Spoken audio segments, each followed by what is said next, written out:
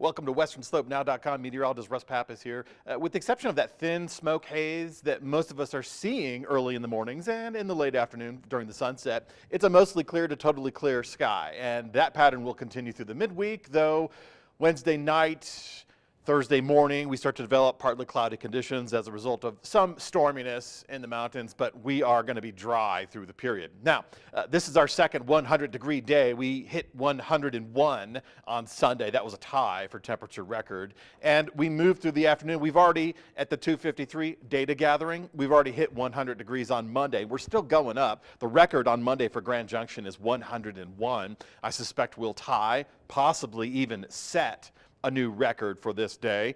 And that's basically going to happen each and every day of this week. The records for Grand Junction are in the low 100s, and it's very possible we're going to set new record temperatures. In fact, speaking of record temperatures, all-time hot temperature record for Grand Junction is 106 degrees back in 2005. Starting Tuesday and continuing through Wednesday, possibly even Thursday, we could tie or set new temperature records. So we have a couple of days, not just one chance, we have a couple of chances to either tie or topple that all-time high record. As a result of this heat and consecutive heat day after day after day, we do have an excessive heat warning, and that's going to continue through midnight into Saturday morning.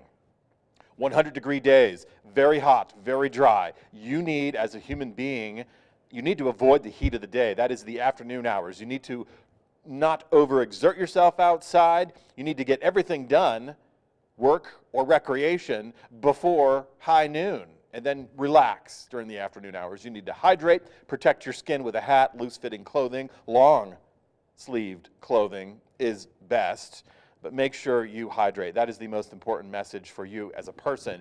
But when you're thinking about other people's, you might want to check in with our older American population, our older population. They need to be checked on. They need to make sure they have circulating air and cool air, along with our children and pets. First of all, at these temperatures, the sidewalks are going to be way too hot for your dog to walk. So please try not to walk your dog during the heat of the day. You're going to burn their paws, their pads.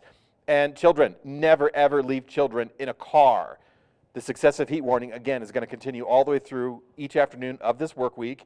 You leave a child in your car unattended, that's going to be a lethal internal temperature with irreversible consequences.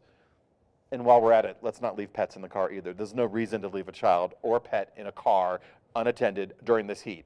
You're not supposed to do it during any season because temperatures inside a car will rise to lethal levels quickly.